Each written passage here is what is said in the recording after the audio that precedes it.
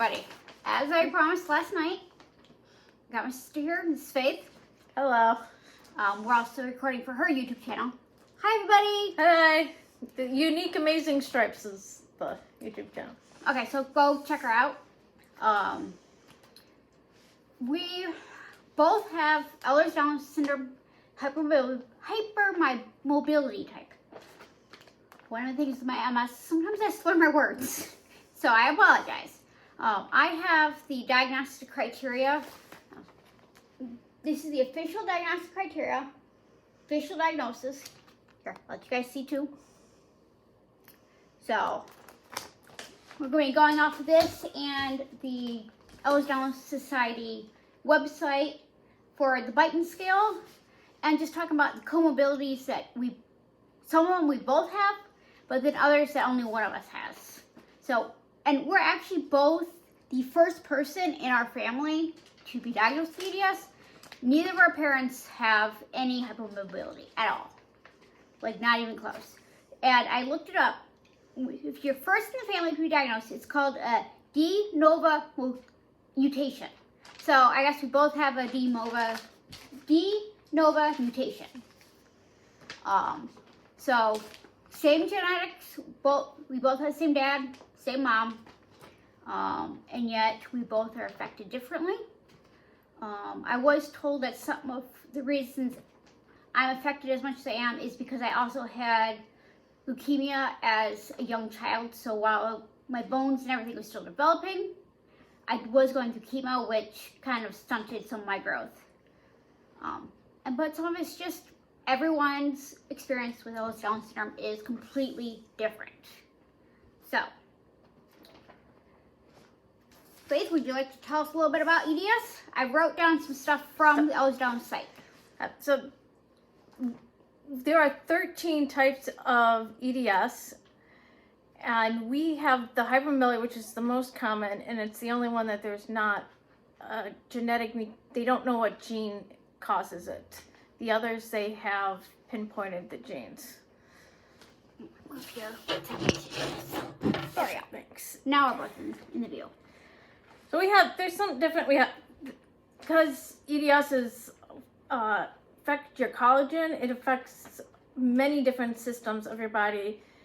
Your musculoskeletal, eyes, cardiovascular, your skin, your digestive system, and your bladder, autonomic system.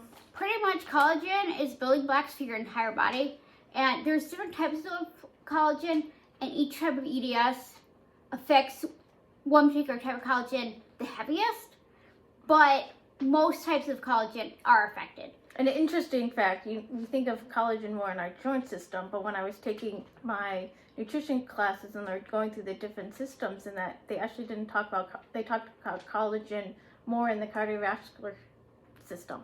Yep. That is why we're prone to, all types of EDS is prone to cardiovascular complications. So we have to get an EKG and an echo done at least every 2 years for hypermobility type. I know vascular, it's more common. They have to have it more likely and they're followed more, because the big thing with the vascular type, it's considered one of the most dangerous types because you have sudden cardiac failure. You get a lot of dilations of vessels in your heart. They can have the hearts in two halves, and so that wall in between it can just randomly get a hole. Just some of the things with cardiovascular type, which also means sometimes they die before they get a diagnosis, because that would have been the trigger for the diagnosis. Yep. So I did say it's a 90% of it, and the Ehlers Danlos Society also does recognize the hypermobility syndrome disorder, or for those who have hypermobility but not the EDS. Yep. And some people get diagnosed with hypermobility spectrum disorder, HSD, is the current name. There are some other names that it used to be called. They've kind of morphed it all into one.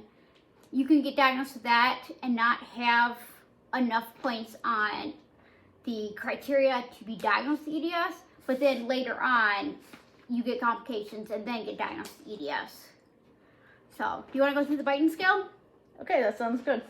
Now, some of this stuff we could do in the past, but can't now, and we'll say so. Some of the stuff we still can do. I know it'll be interesting to see how hypermobile we are compared. So I'll take off my sweater so you can see the elbows and the hands easier. So first one is knuckle of both little fingers and wrap it around. Can you wrap it around your wrist? And both of us can do that. And then the thumbs pulled all the way to your... So I've done it. I just I have dislocated this thumb recently, so it's jammed, so I can't do it right now. And I can sometimes do it. It's one of those. Can't. It's best not to try to do. If you Yeah. can't do it right away, it's best just to tell someone, because you really shouldn't be doing it too much, because it can hurt. Yeah, when I saw the geneticist at Mayo who diagnosed me, that was one that I could, at the time I could almost do, and then I pulled a little bit more and my wrist popped back into place, and then I could do it completely. Both my wrists are jammed at the moment, so I can't do it completely. Mine have been jammed since 16. Yeah. I got them unjammed once and didn't wear my ankle braces overnight. Ankle, you mean wrist? My wrist braces. My wrist braces overnight, and they got jammed completely out of place, and I go, forget it. It's not worth trying to keep them in place. Yep. Okay, elbows. So I'll let Faith do it first. So mine doesn't quite the hole, but I tend to hyperextend it more going forward when I'm swimming. I'll get it because I'll be forcing it a lot I more. want to stand up so you can show your YouTube So friends. it's not quite the 180. I get it more going straight, like when I'm swimming. I will hyperextend my elbow at that time. So I have to be very careful with doing reaching drills. And my elbows, as you can see, Hers go are- back. Mine and they both go back quite a ways.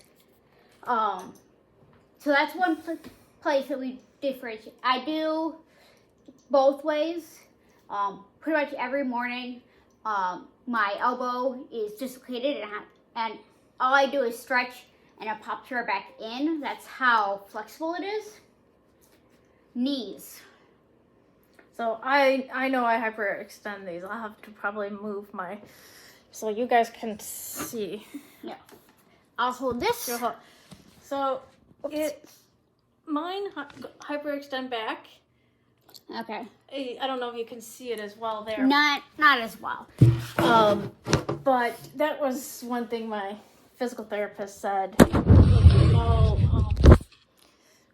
Sorry for the blank got moved. Is something I have to be careful with, is locking and hyperextending my knees. Yep. Okay, because I can stand for short periods of time. Both of my knees. Okay. Can you hold? Hold it down a little bit further. Okay, you can't see it. She's got very loose tights. I have very tight tights on today. My knees do go backwards. You can't, it's hard to see it in the video, but both my knees do go backwards. Yeah, I think I think mine kind of a little bit more now, but I am not sitting in a wheelchair. Yeah. All of it. Yeah, since being confined to the wheelchair, because yes, I can stand for very short periods of time, and I can take 1-2 steps, but not much than that.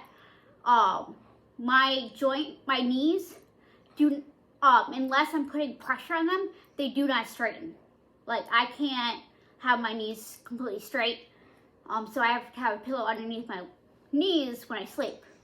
Funny story is, something that probably should have triggered the doctors, but I don't think the doctors knew enough about EDS. in the 7th and 8th grade, I had my right knee had dislocated in a way that I literally could not bend or straighten my knee. It was stuck in one angle, and I had to wear a knee brace just to keep my knee in place, and it still would fall out. And they pretty much just said that, well, your knee joint, your knee socket, and the kneecap didn't grow at the same rate because of chemo, and that's why it's happening. For me, a lot of my issues that are now related to EDS were long-term side effects of chemo, or at least that's what the doctors would say. But last one for the Brighton scale is, I don't think either of us are going to do this because we both have dysautonomia. I have POTS. Faith does not have, she has dysautonomia, but you don't have to know the subtype, correct? So they, I just recently went to a cardiologist that specializes in it. That I've said there's probably some orthostatic. So I have like the orthostatic hypotension.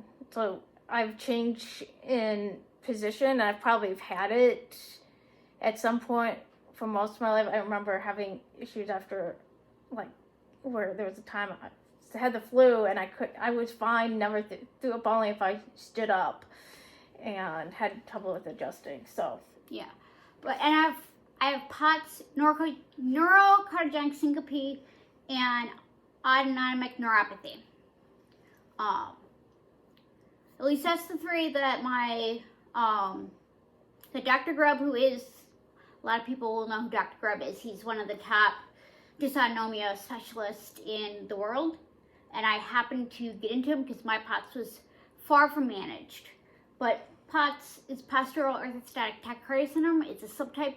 It is a comorbidity of EDS, and it causes my heart rate to spike when I stand up or change positions. It does at times cause my blood pressure to drop as well, but that is not a diagnostic requirement for POTS. The last one for the Brighton scale is being able to put your hands flat on the ground without bending your knees. But that would cause both of us a lot of dizziness, vertigo, and potentially passing out. I have done it before. I just won't show it right now, and I don't think Faith will. I did it and paid for it the next day. Yeah, so we'll skip that. I did it and paid. I was showing off during stretching time. Okay, so that's the Brighton scale. You need at least 9 points to meet the criteria. My doctor did not write down my points, but I got points in every single spot, so I think that's 12 points total. But you need a minimum of 9. If you're 1 point below, you could meet some of the other things is, could you now or ever place your hands flat on the floor without bending your knees? Can you now or have you ever been able to bend your thumb to touch forearm? So these are some of the Brighton scales. At this one, I definitely got marked. As a child, did you amuse your friends by contorting your body into strange shapes or doing the splits? Yeah, I did that a lot. I didn't do that as much because my calves had to tighten up to keep me upright, so I don't have as much traction flexibility down there. As a child or teenager, did your shoulder or kneecap dislocate on more than one occasion? I actually, like I had said, I had the one kneecap that kind of kept going out of place. I could move the other one in and out, and in 6th grade we had computer class, and I hated computer class. We had to practice typing every day, plus I practiced typing at home. So just to freak my teacher out, I would dislocate my knee, get sent to the office, and get out of class. I don't recommend doing that. My knees have so many issues now because I did that way too often. And do you ever consider yourself double jointed? Well, are you double jointed? I'm not double jointed. Not that I wouldn't consider myself double jointed. I got an arthritis diagnosis as a teen, so I always thought of myself, even though I'm flexible, it's not necessarily that I thought of it in that way. And my hypermobility is in different areas than the Brighton scale. Yeah. I was considered double jointed. My oncologist, I think I was like 9 at the time, diagnosed me as double jointed in more than four joints. So had he known what EDS was, he probably would have diagnosed me then, but he clearly didn't know what it was. There's a lot of lack of education for doctors. There is becoming more and more education, and with that, more and more diagnoses. So it's considered rare at the moment, but Ehlers Danlos Society said with proper education and advocacy, we might find that it is a more common condition than we know at this point. Yeah, I think the lack of knowledge out there for both juvenile arthritis and EDS delayed my diagnosis, because there are things that didn't quite fit arthritis, but since I had that diagnosis and they didn't know enough, they said, well, we just don't know enough, and brushed off my symptoms. Okay. Criteria 2 talks about soft skin, soft or velvety skin. I've always been told I'm young, soft skin in that sense, and soft enough that it would randomly break. That was probably had to deal with my most embarrassing moment ever. Yeah, it would just randomly burst open. Yeah, that's one of the things with the skin fragility is common with EDS. I have a spot on my finger that I cut. That looks like I cut my finger, but I have no idea how I cut it. I was sitting on my computer typing, and then all of a sudden my finger started to bleed. And I hadn't hit it on anything. So, and I get bruises at random. I always wake up with bruises. I've got cuts and scrapes, which I'm sure you do too. Yes, I have. For the longest time, I always had those bruises on scabs that took like my whole knee up. I think I'm finally. Don't have some of the other ones. One of the things that we found was different with both of us is the skin hyperextensibility. See, I can lift my skin and pull my skin and pull it even farther, but I'm not going to try. Whereas Faith does not have that. I don't have that, but if you would look close right now, my skin is just flaking off. Yeah. So mine flakes off, and that's how I have it versus the pulling and stretchability that way. Yeah. Another thing is pelvic floor, rectal, or uterine prolapse in children, men, or women without a history of morbid obesity. That's not something I would have ever thought could be related to EDS, but it is. Let's see. Unexplained striations on your back, thighs. Basically, do you have stretch marks where you shouldn't have stretch marks? Stretch marks in the absence of a large weight gain or large weight loss. I have stretch marks on my stomach and my thighs that I've had for years. So I've had those longer than I had the sudden weight loss that I had with my gastroparesis. Do you have any? I don't think I've noticed this much now, but I have had them on my legs, my thighs. That is the most common area to find them, is the thighs and the stomach. I'm not going to go through all of them, just kind of the interesting ones. Dental crowding or high and narrow palate. So, I have a high and narrow palate, and I have the dental crowding. I had a teeth pulled so that more teeth could come in. Yeah, so both of us had dental crowding, and that was something we found growing up. My lower jaw is smaller than my upper jaw, so there's, that was one of the things they said, well, you just don't have enough jaw for the number of teeth you're supposed to have.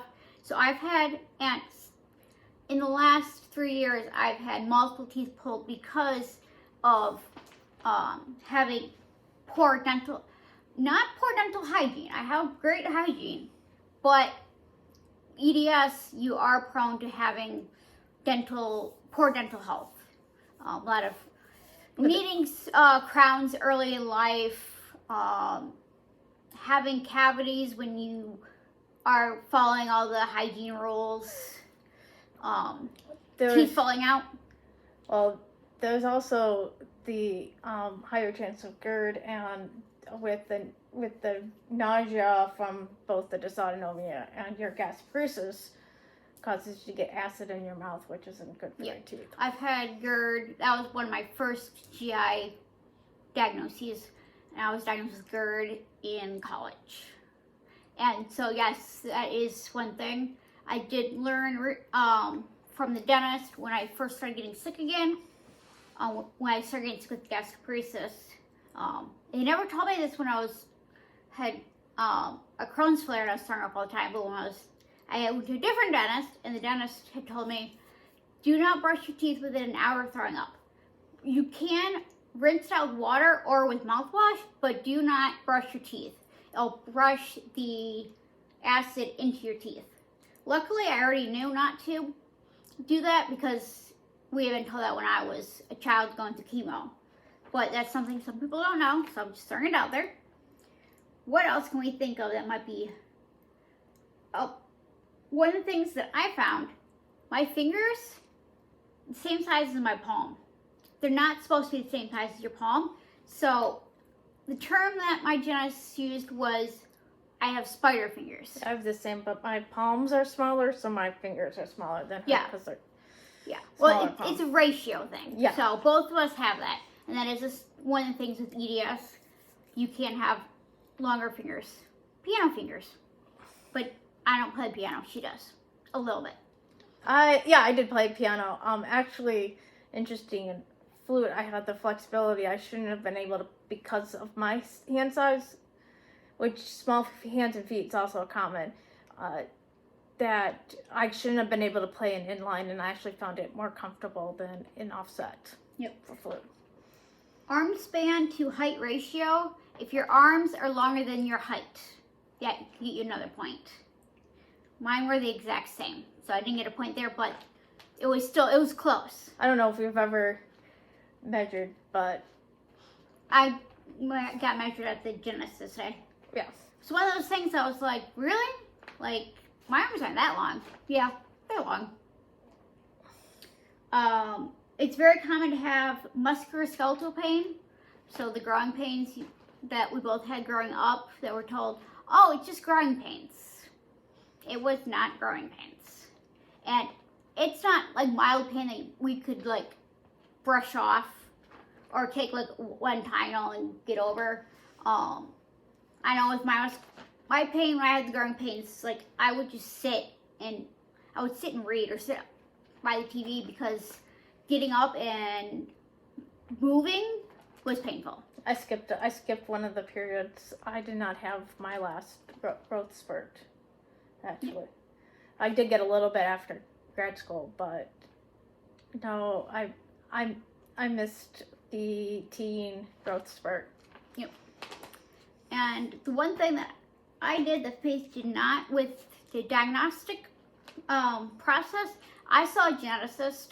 I was diagnosed with EDS first, which is why Faith did not need to go to a geneticist. I had a whole panel, whole exome sequencing, which is like, it looks at everything. And then they did do a mitochondrial panel, which came back negative. But basically, you can be diagnosed as long as you don't have any other heritable conditions that would cause the same symptoms. So you can't obviously get diagnosed with hypermobility EDS if you have a different type, because you can only have one subtype of EDS. Lupus and rheumatoid arthritis are similar, but you can have EDS and either one of those. So I went to a geneticist. I got tested, and both my parents got tested. That's how we know for sure neither of them have EDS. Plus, neither of them could ever have passed the Brighton scale. My dad was going through it with me when I was at the dentist, and he was like, "Nope, could never do that. Could never do that. That's really weird." And my mom is so anti-hypermobile. She's probably, the amount that we are hypermobile is how much she is, I guess, less, she can extend things less. And we have a younger sister who, we call her the healthy sister. She's got, other than having ADHD, which actually I think both of us also have ADHD. My therapist diagnosed me with ADHD, but I haven't diagnosed by a doctor. It came up in a neurology appointment for me that is one of the two only causes for my leg shaking. I shake my legs because we don't like sitting still. Yeah, no. I was diagnosed because in my therapy sessions, I was always have to be doing something with my hands. Otherwise, I couldn't stay focused. Yeah, this is hard. I actually don't have my crocheting with me. That's why I keep holding the paper. Yes. And stuff. I guess we can quickly go over some of the. Well, there are some criteria though that not on that list that my rheumatologist went through with me. Like what? So my rheumatologist don't have the list. I have to pull the really long list of things, including, do you have OCD? And she goes, "You're a programmer. You must have some sense of OCD." Yep.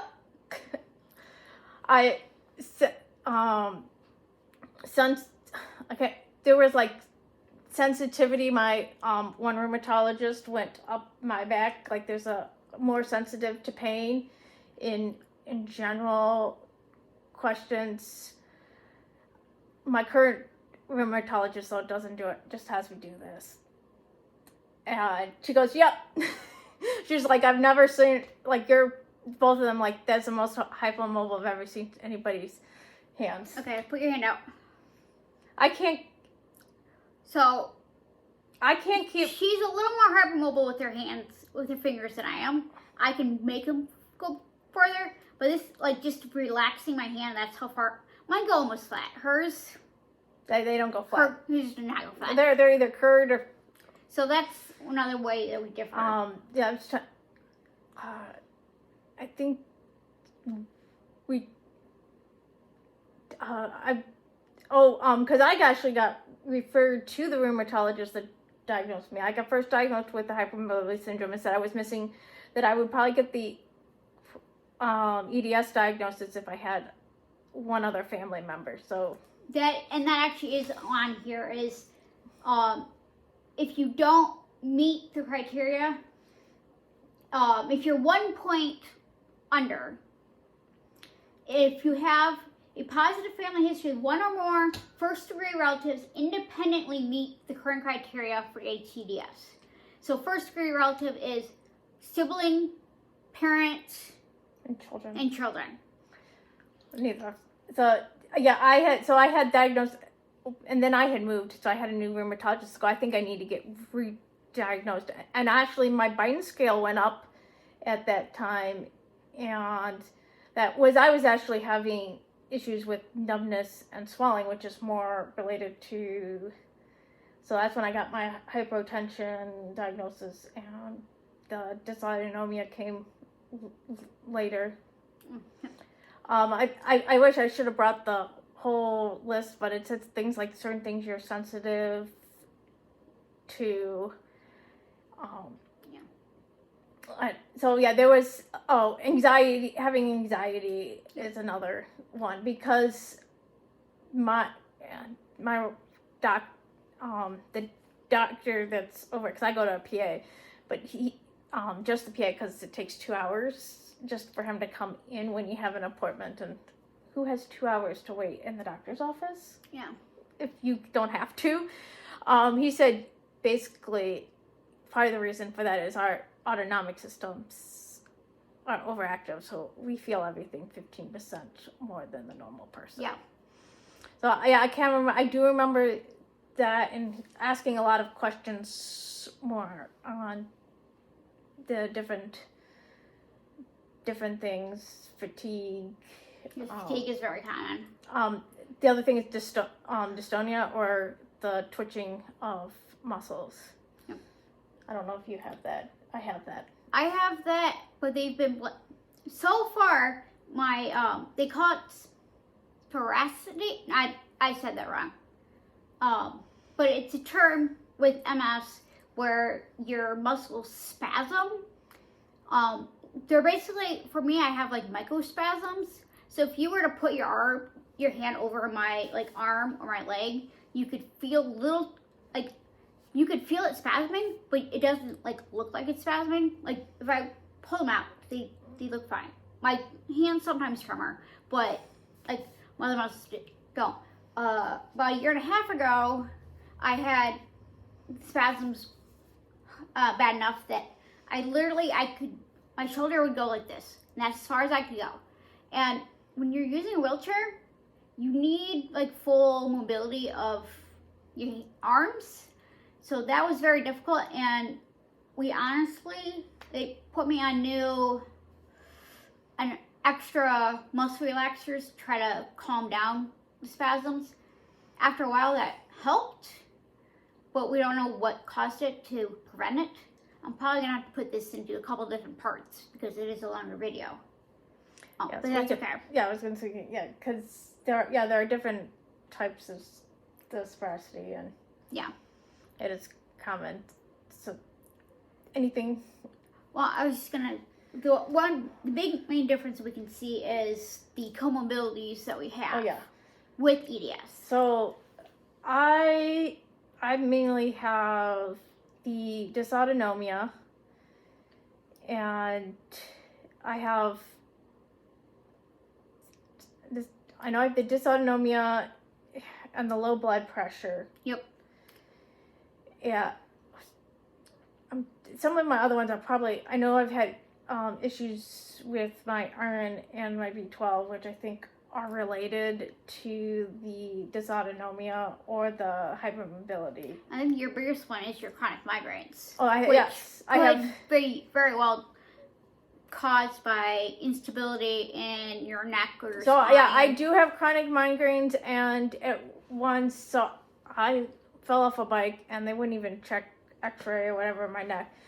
But after having straight pain forever, I went to PT once after I moved. They finally they did manual manipulation. She goes, you probably have what's called cranial headaches. It's actually because of where my neck is in line. But yeah, I have chronic migraines, and you have to constantly change how you treat it. Something will work for a little bit, and then it will stop working for me, unfortunately. That's not uncommon. The EDS affects how we absorb and process medications. So every time I have to have a procedure done, I have to have a higher amount of sedation than would be normal for someone my weight and size. So we both have chronic migraines. We both have dysautonomia. We just have different types of dysautonomia. I also have severe gastroparesis, intestinal failure, which is related to gastroparesis. I have mast cell activation syndrome, Raynaud's syndrome, and I'm trying to think what my other comorbidity is. What kind of migraines? Oh, that's not comorbidity. Just the fact that I dislocate joints so often that I use a wheelchair so that I don't fall, because I will completely fall. I have other conditions that are not related to the EDS, but those are the conditions that I have related to the EDS. We're both same people, same genetics, very different presentation. So I think, I had a twist in my digestive system, and I think that may be related to it as well. Yeah, it could be. And I don't have the mast cells, but I do get allergy rashes on my skin that are basically an allergic reaction that won't show up on an allergy thing. So it's possible you could have mast cell. Just haven't been properly evaluated. And not enough issues because it gets exacerbated. It gets worse with heat as well, which a lot of our symptoms, but I have like 3 things of cream that I got when I went to the dermatologist. Yeah. Anything else people should know about having EDS or how we're different? I'm sure I'll do at least some more, and I know I'll definitely do some more, but I thought since she's here for the weekend, it was a perfect opportunity to really compare 2 people that have very similar genetics. We have the same father, same mother. Yeah, and we have different activity levels. Yeah. I can work out. Sometimes I'm off bike. Bike has been my favorite for my joints, but I'm off bike because I've had a flare of my dysautonomia, balance, and so I don't think it's a safe thing to do right now. But that's one thing that we have different. I just really protect myself. I've got knee braces because she mentioned her knees going crazy. My knees do the same thing. My knees are actually set like this, like the joints aren't. But in general, I think that's it for the differences at this time. I'll be back, so I'm sure we'll do another collab. Oh, I'm sure we will. Have a great day, everybody. Leave us some comments. Yeah, if you've got questions, put them in the chat and I will answer them on a later video. Yep. So, have a great day. Glad we got to teach you about the differences. Let us know if there's anything else you want to know.